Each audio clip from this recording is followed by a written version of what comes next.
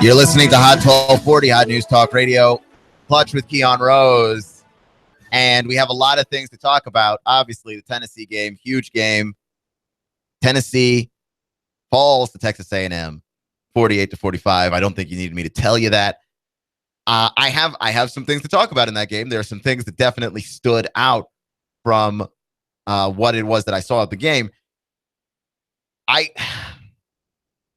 Look, there were a lot of problems that Tennessee had in that game. But I think ultimately, I did learn something about how good Tennessee is. Because Texas A&M is really good. And I did have some friends who were afraid that A&M was going to pound Tennessee like a drum. Tennessee fans, albeit that they are pessimists from just years of being beat on. But no, I thought Tennessee was good enough to beat A&M. And I still think that they left the ball on the field 7 times, so that doesn't help anything. So I'll give you my reasons as to why I come away probably more positive than if I actually did root for Tennessee because of the promise that this particular team shows. Also, I want to talk about Rutgers and Michigan, which I will talk about first because I have 3 rules on this show. Rule number 1, anytime there's injustice, I talk about it. If it happens in sports, I talk about it. That's just the way this goes because that's something that I believe strongly in. 2, I take the side of players over owners every single time because you have more in common with players than you do with owners. Every single time, okay? I'm a player's guy.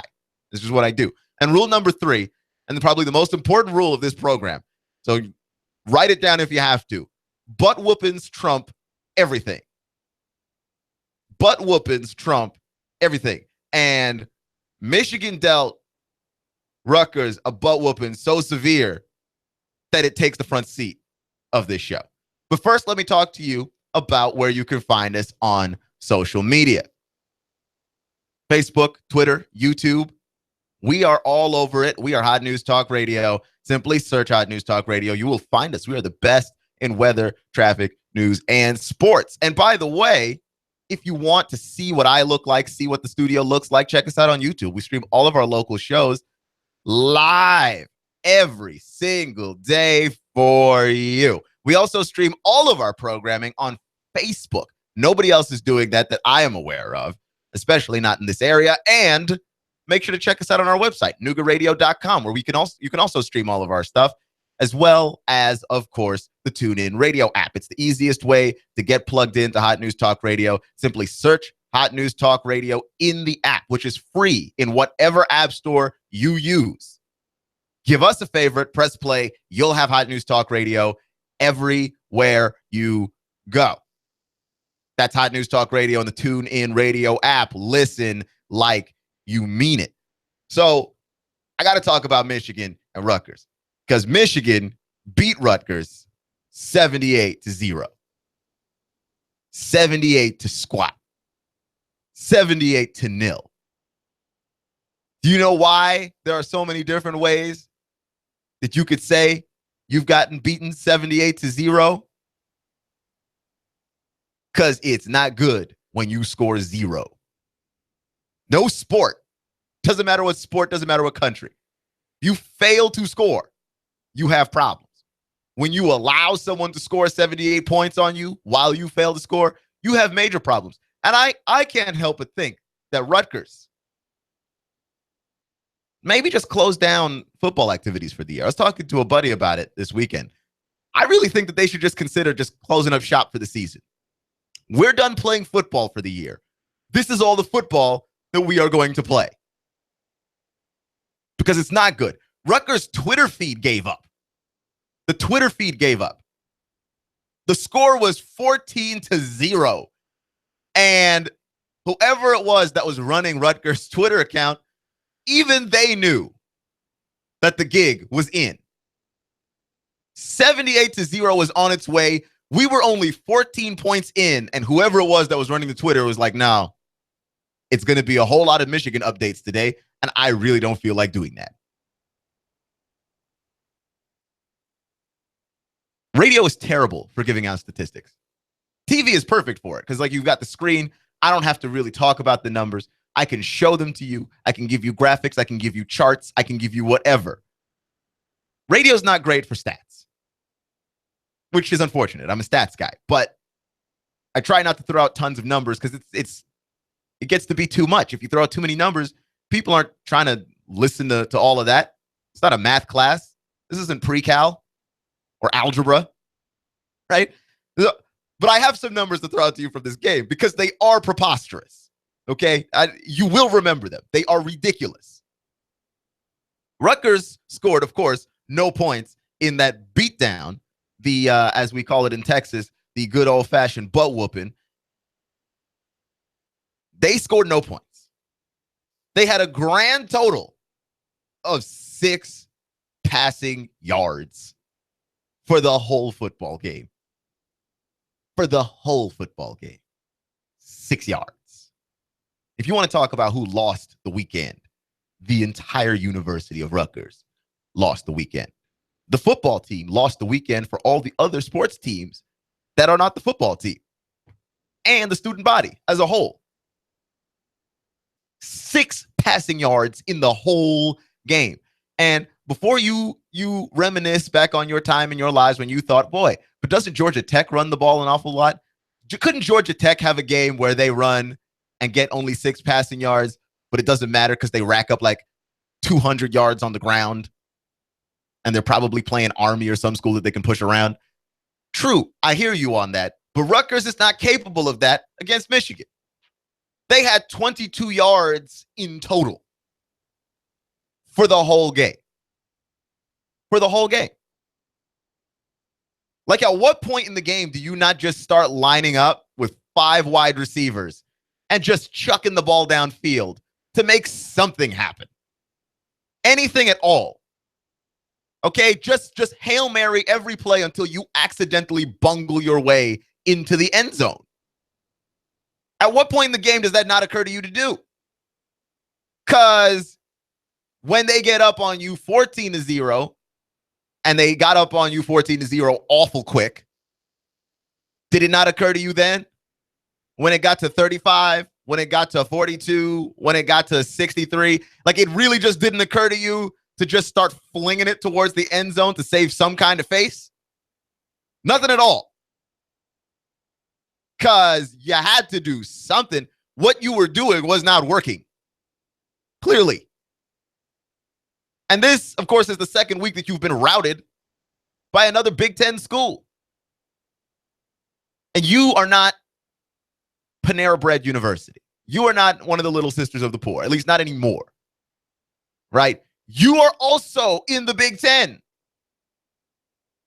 You got to come out there and compete on some level.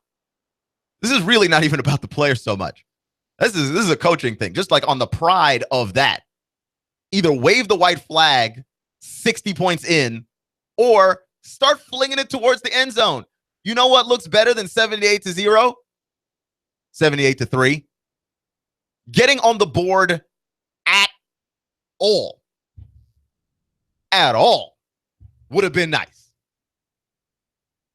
They had 2 first downs in the whole game. Again, the whole game. 2 first downs. 2?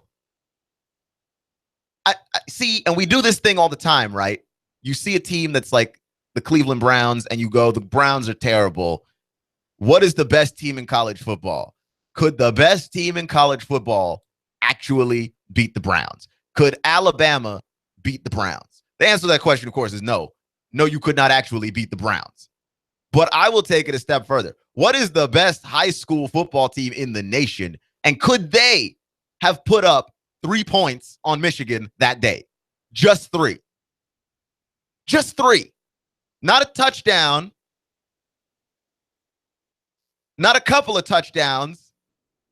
Could they have gotten into field goal range and kicked a field goal? Is that possible? Because Rutgers looked like a high school team playing a college team. And this should not be the case when both schools are in the same conference. 2 first downs in the whole game. I have never in my life seen anything that looked like that. And clearly, neither did the local Ann Arbor Ruth Chris Steakhouse. Because they had a great idea, a great promotion, right? I used to live in Washington, D.C., where they are in love with the Washington Redskins, even when the Redskins are bad, which has been the last 20 years. They are still in love with the Redskins. Pizza places do some kind of pizza special. When the Redskins score a couple of touchdowns, you get so many X toppings for free. That kind of deal. So the local Ann Arbor Ruth's Chris Steakhouse decided we would do a fantastic promotion. However many points Michigan, beats Rutgers by, that is the percentage off your meal that we will give you. You see the problem? Michigan, if they beat Rutgers by 20, will get 20%. The people will get 20% off their meal. If they beat them by 30, you get 30% off your meal. Because, of course, nobody in their right mind would look at two Big Ten schools going against each other and think to themselves, this could backfire in any way. Right? It's not like it was Michigan versus the University of Incarnate Word. It wasn't Michigan versus Harvard. It was Michigan versus Rutgers. I mean, they're in the same conference. They're both in the Big Ten. There's no way you could expect that to backfire as horrifically as it did at that Ruth Chris Steakhouse, right? Because no one would suspect ever that two college teams filled with pride playing against each other, one team would come out of there 78-0. Teams have dropped 70 on other teams before. I've seen that happen regularly, right? But it's like the other team fights back a little bit, right? Like Tennessee was playing Virginia Tech in the Battle of Bristol. Virginia Tech played a terrible game. They put the ball on the ground 5 times for the Vols. Tennessee drops 45 on them. Virginia Tech still scored 24. Like, that's a butt whooping. Virginia Tech still scored 24. Like, they got on the board for 24 points. No one in their right mind would expect Michigan to put up 78 and Rutgers to be unable to get into the end zone at all. Like, there's some point where it's like, that's just running up the score.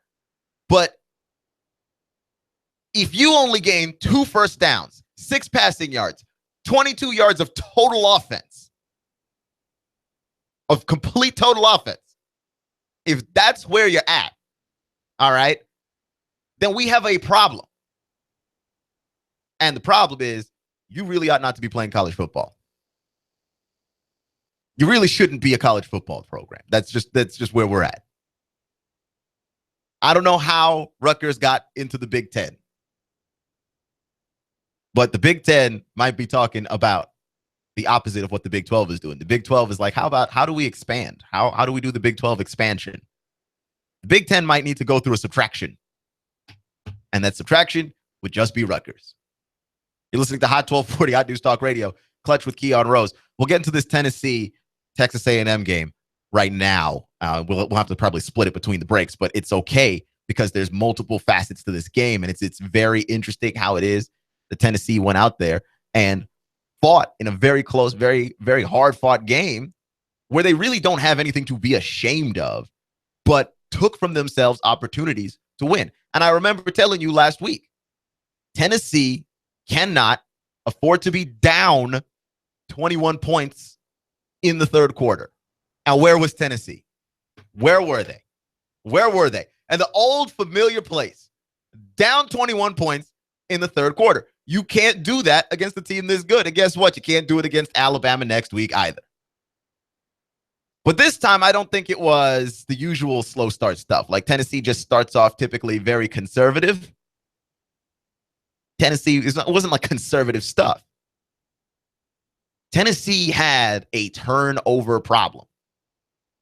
And it was bad. 7 turnovers on the night, 2 interceptions from Josh Dobbs, and 5 fumbles. 5 fumbles. Now, I think the bigger problem here is the fumbles more so than the interceptions. Because we all know Josh Dobbs is not a guy that's slinging the ball all over the yard, really. He can do it when asked to, and he's proven it multiple times this season. When you give him the leeway to do it, he can do it. But he's going to make mistakes. That's fair. And also, quarterbacks have 2 interception games. That you're going to run into some, and Texas A&M is no slouch school. That's a very good defense you're throwing against. You're going to have a game where 2 picks are coming for you. It just is. And I don't believe, to my knowledge, that Josh Dobbs has had a game this season without an interception. So you should have expected at least one. The problem here isn't the interceptions. It's the 5 fumbles. That is a gigantic problem. Putting the ball on the turf that many times doesn't help you. Virginia Tech turned the ball over to Tennessee 5 times. And that was enough for Tennessee to smoke Virginia Tech in a game that they really didn't play that well. The turnovers of Virginia Tech masked how it was that Tennessee played, which is not well. Here, the turnovers held Tennessee back. And I know it's obvious, right? Like it's not rocket science here. If you turn the ball over more than the other team, if you have 7 turnovers, you are hard pressed to win that game. You can win it, but it's not going to be easy. And this second half rally thing, it was doomed to fail eventually. You just can't turn it on in the second half every single week and expect a victory. And I don't care if you play your hearts out. And they did. The Vols played their butts off. That was great effort. But you turned it over. And like Butch Jones is just completely flabbergasted because like what else do you do? And I think part of fumbles and fumble recoveries are in a lot of ways are just luck.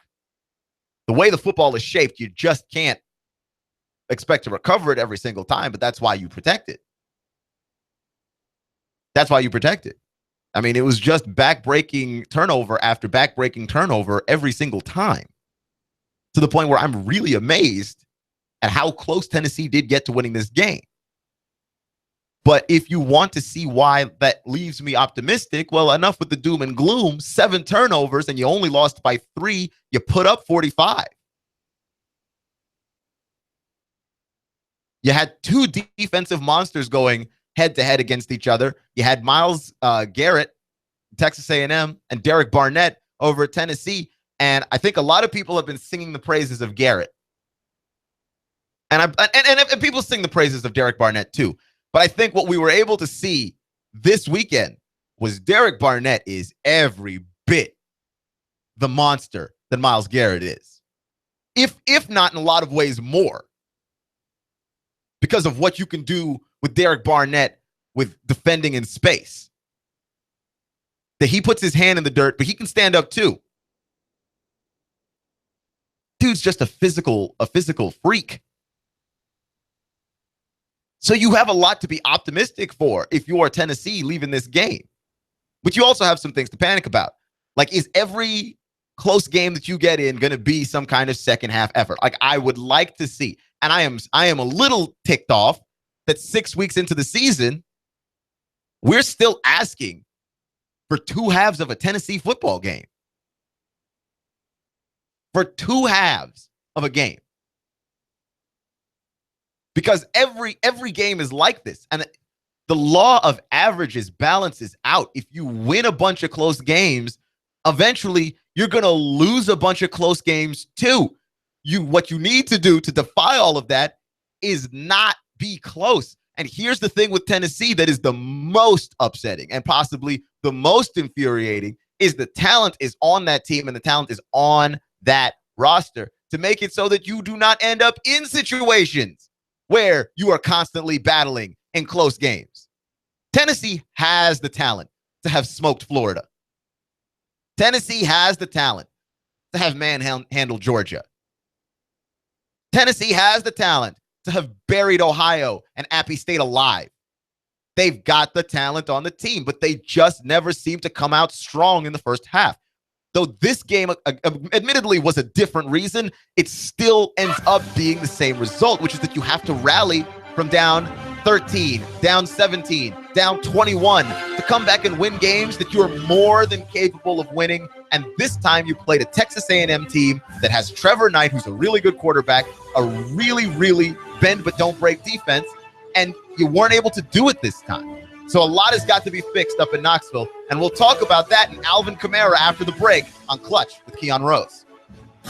News Talk 1240 AM 1240 Hot News Talk Radio, with your chance to win $124 in cash and $124 in food every week with the Hot News Talk Radio 1, 2, 3 NASCAR contest. Hot News Talk 1240. All you have to do is guess who's going to be first, second, and third place in the upcoming NASCAR Sprint Cup race. If you guess it, you'll hear your name live Monday morning at 11:30. Then call AM 1240 Hot News Talk Radio to win. Enter your guess right now at Rick Davis Golden Diamonds, 5301 Brainerd Road, Chattanooga. Diesel Off-Road Technology Soddy Daisy for your four-wheel drive and truck needs. Stuff and upholstery with premium rubber foam. Amigos Mexican Restaurant next to Staples and Hickson. Drink specials during the race. Cell Surgeon, the Broken Screen Doc. And Shooter's Supply, 4824 Hickson Pike in Hickson. Hot News Talk 1240. Enter your guesses now and listen to the race live to win $124 in cash and $124 in food from Chattanooga's official NASCAR radio station. Hot News Talk 1240. I love NASCAR. You want more business. You want to increase your bottom line. You want to spend less on advertising, imaging your business, and general expenses. You need Trade Bank. Trade Bank of Chattanooga. Trade Bank. Call now to get access to nearly 400 local businesses. Trade Bank. Call 877-2202. 877-2202. Trade Bank. You want to increase your cash flow, your competitive edge, attract new customers, and build a loyal customer base. You need Trade Bank of Chattanooga.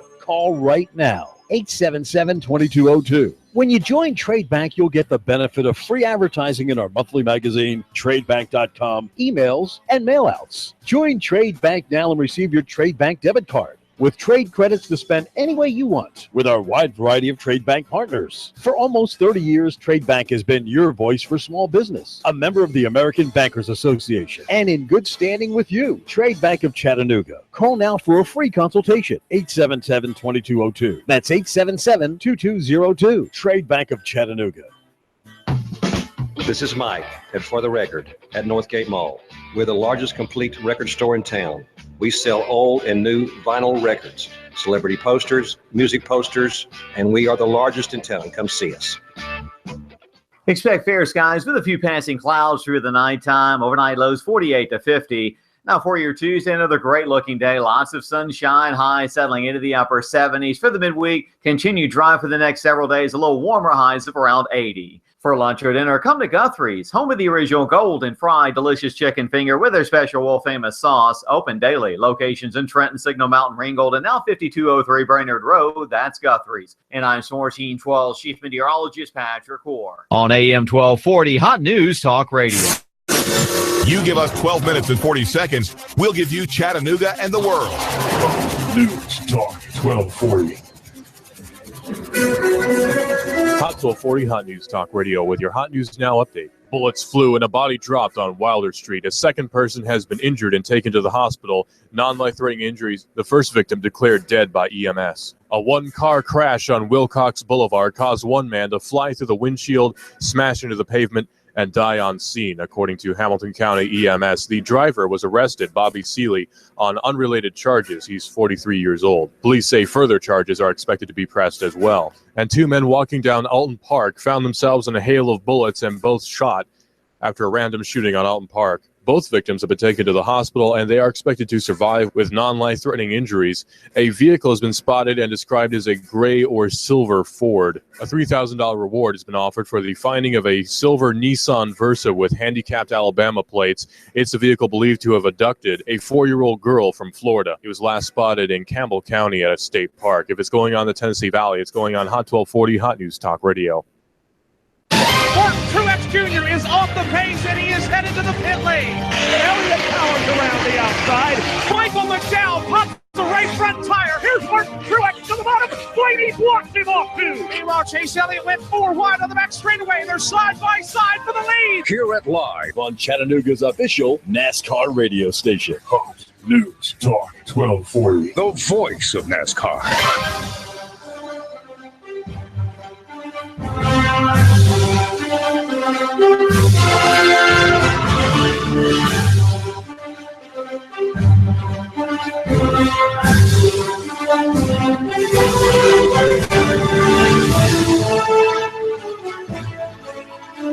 This is Hot 1240, Hot News Talk Radio. And I really like what the Falcons did to the Broncos yesterday. I think it's a good look for them.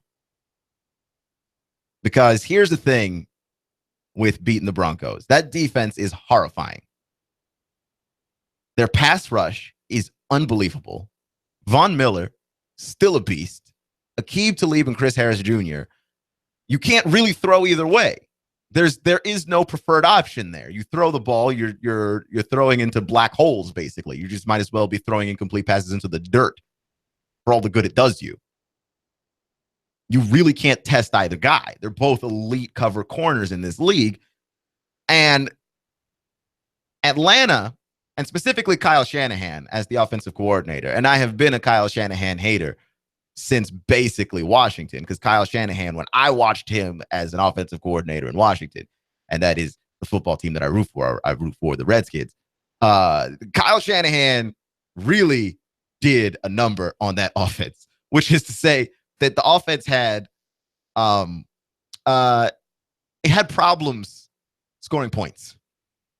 It had problems scoring points. They could pick up yards. Yeah, then you get to the red zone, completely sputter out, not be able to score anything.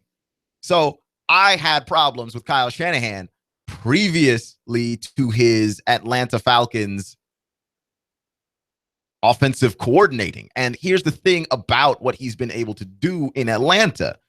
He's been able to basically get Atlanta in positions to score where they actually score, and they don't use Julio Jones. They don't rely on Julio Jones and only Julio Jones. They're very good about spreading the ball around, but what they are even better at is attacking the specific matchups of teams. And with the Broncos, they look impenetrable. Okay, that pass rush, like I mentioned before, the two corners, Chris Harris Jr. and Aqib Talib, that is not a fun situation to have to try and pass against. It doesn't work, but it's okay. Because Atlanta is loaded with a few very specific weapons that give them advantages that other teams in the NFL just don't have. And that's just how life is sometimes. Sometimes life is just straight up unfair, right? Sometimes you are born to parents that are rich, have everything in the world, afford you every opportunity. And sometimes you are born to parents who don't have a ton. And they love you and they do what they can for you. But you know what would be really nice?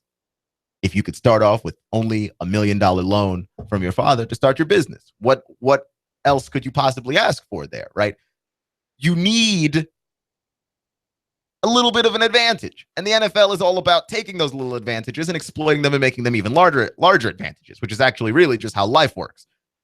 And one advantage that the Falcons have that nobody else really has is two great pass-catching running backs who are fast.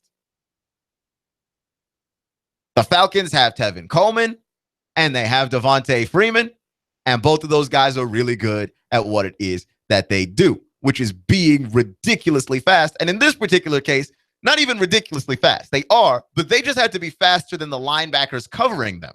And as long as the Broncos were like, we're going to do this man-to-man, Tevin Coleman and Devontae Freeman were going to rip them to pieces. And it was always going to be that way because when you have a linebacker covering a running back, it's the obvious mismatch on the field. He's just much faster. He's just much faster. And having two of those guys, the Falcons spread them both out, lined them up, and spread them out, and forced the linebackers to cover them. Couldn't do it. And Denver, not able to get enough offense from their quarterback, and this is where that kind of thing backfires, really. Not that, Not that Brock Osweiler looked any kind of good yesterday. Boy, the Vikings made him look bad. Not that Brock Osweiler looked any kind of good, but having a quality quarterback, this is where that would come in. Can you win a Super Bowl with the stout defense and a quarterback who's just passable? Of course you can. The Broncos did it last year. The Ravens did it in 2000. The Bears did it in 85. You can do it. It's just a very difficult thing to ask, especially in this more salary capped version of the NFL, where you really have to count your chickens and figure out what is worth paying for and what is not worth paying for. And what if what is not worth paying for is quarterback to you, then when teams do figure out how to exploit your defense, and they will figure out how to exploit your defense like Atlanta did to Denver yesterday, then you need that kind of, we need offense. Oh, wait, no, we don't have a quarterback. That's what we chose to sacrifice for an elite defense. All right? Because I don't know that Trevor Siemian was going to be generating much more points than Paxton Lynch. Like, Paxton Lynch didn't look leagues worse than Trevor Siemian. He just looked a little worse. Now, he looked like a rookie who came from an offense that was not prepared for any of this. Trevor Siemian looked, when he was playing, like an average quarterback who mastered Gary Kubiak's specific offense. And I really like that the Falcons were able to exploit those matchups. It's a very, like, I have to give that respect to Kyle Shanahan, as much as I strongly dislike him and still think that he is not the greatest offensive coordinator that I've ever seen in my life. Like, that was a really, really smart thing that they did.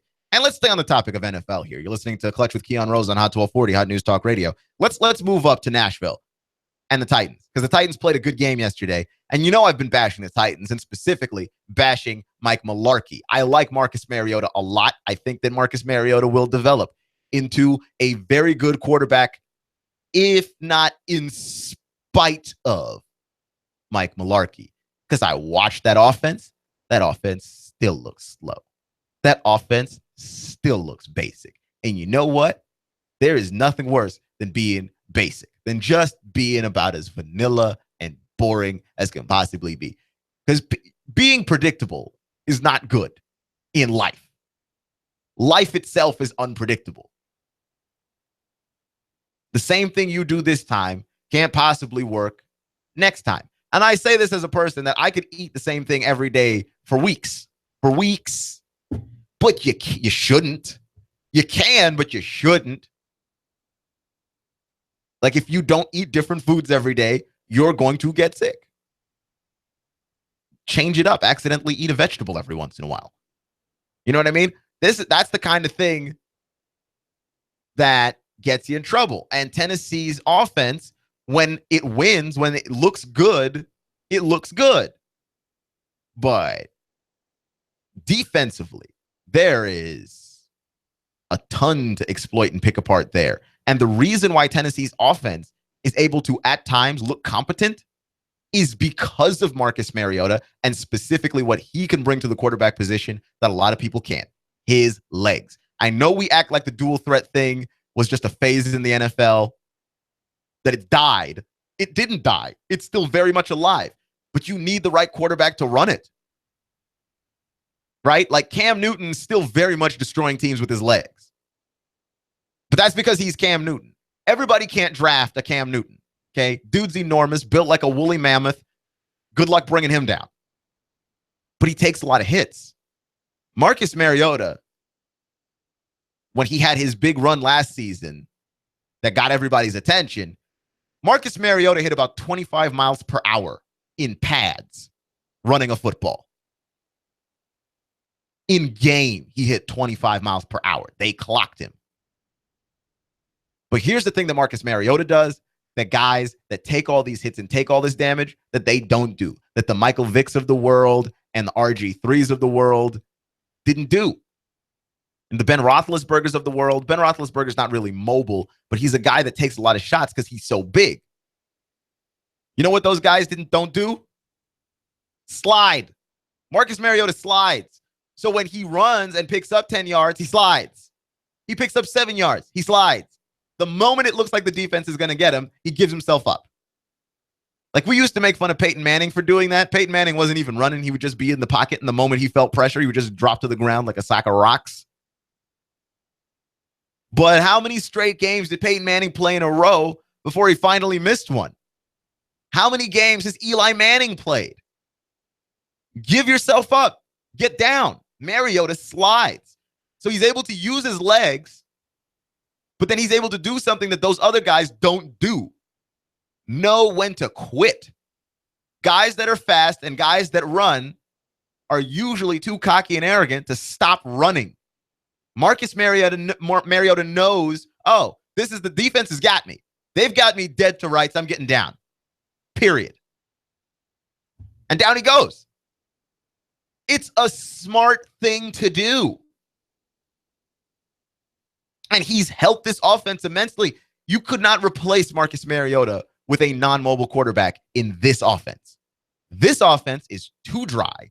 It is too boring. They don't work the sidelines. They don't work the edges of the field often enough. Everything is up the middle, right where the defense is just giving you throwing lanes to try and actually squeeze you out. It's just that you happen to have Delaney Walker, who's also, enormous and difficult to tackle. When you win, you're fortunate to win with an offense like this. Marcus Mariota is going to develop, but he's going to develop in spite of Mike Mularkey, not because of him. And it would be nice to get a nice offensive-minded quarterback-type coach in Tennessee for the Titans to help this guy develop, because I think that you have an opportunity here to make something great, but you also have an opportunity to waste like a ton of talent. To just waste a ton of talent. You're when you draft a quarterback, you're looking for that guy that's going to be the cornerstone of your offense and the cornerstone of your team for the next 10 years. Why would you allow Mike Mularkey to coach that person? I'm serious. Why would you allow somebody who is not a winner in the league, who is not known for having progressive offenses, to coach your young, talented quarterback? That is insane. It's absolute madness. And of all the moves that Tennessee has done since they have drafted Mariota, that's my least favorite one. And by the way, this is a team that traded away Dorial Beckham-Green, who is a very talented wide receiver and who had an opportunity to form a connection and a bond with Marcus Mariota, traded him away for another offensive lineman. Like we don't have enough of those already. And I'm looking at this offense, and it's like all screen passes. Screen pass to DeMarco Murray. Screen pass to Derrick Henry. Bubble screen pass to whatever his name is. I don't remember. Bubble screen, screen. And then maybe once you sucker the defense in, you take that shot down the field, which works last week. But you know why it works? Because you were playing the Dolphins, who are terrible. That offense does not work against good teams. Which brings me back to my point. You have a young quarterback. He's very talented. He's very intelligent. He wants to learn. He's going to soak up everything like a sponge, and so you hand him Mike Mularkey. Okay, sure, whatever. Like that to me makes absolutely no sense. None whatsoever. You're listening to Hot 1240, Hot News Talk Radio, Clutch with Keon Rose. I want to talk to you really quickly about where you can find us on the internet, because we are actually all over the place. If you have not Googled us, I recommend that you do that, because you might stumble across our Facebook, our Twitter, our YouTube. Facebook, Twitter, and YouTube, those are the easiest places to reach us. We post all kinds of stuff on Facebook, ways that you can get involved in your community, the latest news, traffic updates, sports news, jokes. We have everything on there. I don't know why you're not there already, like literally just typing into your phone. Don't text and drive or anything, but if you're not driving, then you really have no reason. You should just be doing it. Just go ahead and text that in already. Just type Hot News Talk Radio. Search for us. You might even stumble across our website, noogaradio.com, where you can stream all of our programming 24/7. You might even stumble across the TuneIn Radio app, in which case you should open that up in whatever app store works best for you. Search Hot News Talk Radio in the app. Give us a favorite. Press play. You'll have Hot News Talk Radio everywhere you go. Hot News Talk Radio and the TuneIn Radio app. Listen like you mean it. I really like the way that Alvin Kamara ran against Texas A&M last week. In fact, every time that Jalen Hurd has been out of the game, Alvin Kamara has looked like the Alvin Kamara that it looked like Tennessee was recruiting when they first recruited Alvin Kamara. Remember? Like, okay, so I remember this because when Tennessee recruited Alvin Kamara, I was like, the heck is that? I don't know who that is. Mostly because I don't follow recruiting until National Signing Day. National Signing Day is a nice, wonderful benchmark day to circle to finally start to pay attention to all of this good stuff. I'm not going to sit here and lie to you and pretend like I know every high school kid and where it is that they are going and where they're committing and decommitting from and recommitting to. I don't know none of that stuff, okay? Who's sitting in their gym and what hats they have in front of them. I don't know any of that stuff until National Signing Day when they sign. Then I follow all of that things. I go to rivals.com and I read. That's all I do on National Signing Day. I go to rivals.com and I read. And I will not lie to you and pretend like I know anything before that day. Not a darn thing. So I was looking up Tennessee stuff when they had recruited Alvin Kamara because, I had not heard his name. I follow a lot of people who are into following high school commits on Twitter and things, and I had not heard that name bouncing around really. So I looked him up. I looked up his junior college stuff that he had done, and I was like, this guy is crazy fast. This would work out wonderfully for Tennessee. And I believe everybody thought that this was going to be shock and awe. Jalen Hurd was going to be the shock, and Alvin Kamara was going to be the awe. And then what we ended up getting was a lot of Jalen Hurd still, and not so much Alvin Kamara. Like, we never really saw the big breakout Alvin Kamara game. And now we've seen like two. And they've all happened when there was no Jalen Hurd. And I don't know if it's because you really can't line up both guys on the field at the same time, or maybe Kamara just needs rhythm before he finally gets going. I don't know exactly what it is, but Alvin Kamara plays best when we don't have Jalen Hurd out there. And I think that there's some potential in this offense still yet to be unlocked if there is a way that Butch Jones and those coaches can get together and figure out how to unleash Kamara and Hurd at the same time in that offense. Because I haven't seen it. We've seen Hurd go off. We've seen Kamara go off. Have you ever seen it in the same game? Because you know what that looks like when it happens? Arkansas. And I've never said really positive things about Arkansas, but I will say this about Arkansas. If you could run like them, you have the opportunity to run like them, by all means, run like them. Because Arkansas will have two guys, busting 150 on the ground in the same game. And you need to understand how deeply entertaining and fun that is when that's happening for your team. We just have not seen it. And it's weird because when you have two guys that are as talented as Hurd and Kamara, and whose running styles are as different enough from each other, it's not like you're running the same guy out there, right? Like you've got Alabama, for instance. Alabama running backs are not wildly different from one another. Okay, that you can plug and play an Alabama running back. One guy comes in, you didn't even notice he left. What you end up with Tennessee is there is a very stark difference between Alvin Kamara and Jalen Hurd that really ought to work very well if you have both guys out there and defenses aren't able to prepare for either one, and you say huddle it up. But that's not how that ends up playing out ever. So when I see Alvin Kamara have a game like that, I still get excited for how much further Tennessee's offense can actually go if you were to get Alvin Kamara and Jalen Hurd in one game to just completely steamroll the defense. And maybe that's what we're missing. It could be that that's what we're missing. I find it hard to believe that that's what you're missing just because of the number of weapons that you have at wide receiver and the quarterback that you have who also runs. By the way, your offense is more than strong enough. But if you were to be able to unlock both of those guys, that would be insane. Would it not? You're listening to Hot 1240, Hot News Talk Radio, Clutch with Keon Rose. And I want to say something else about about the Falcons and the Broncos, because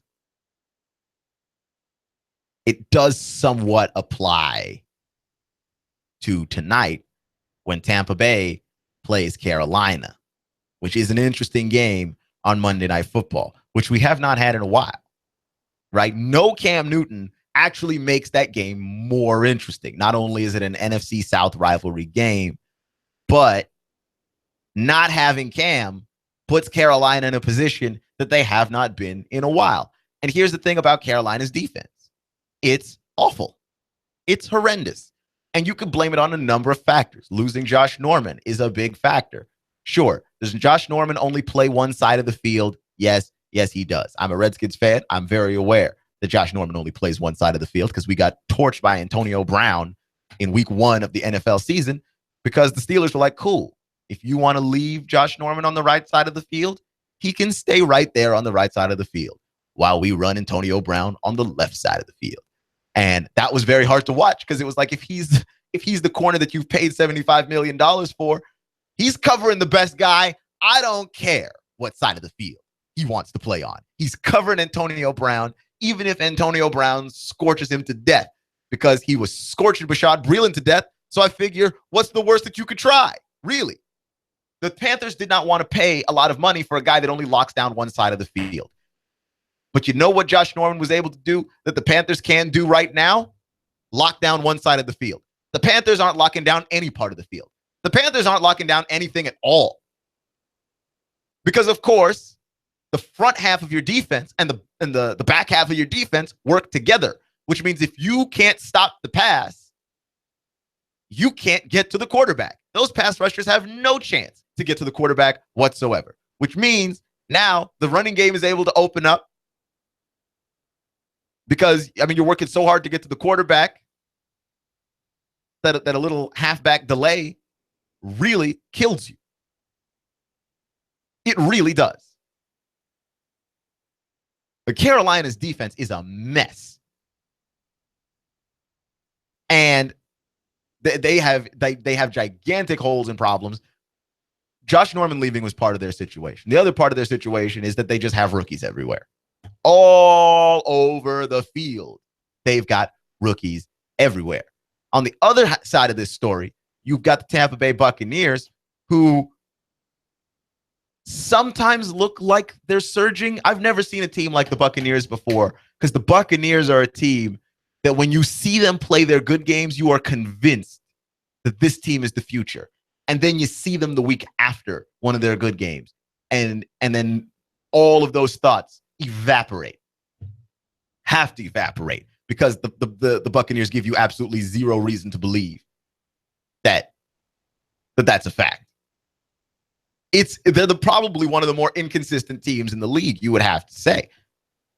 And their defense is not necessarily, sunshine and rainbows either. But part of it is that the games that they play terribly, they just have trouble holding onto the football. Like, their defense is tired because they're on the field all the flipping time.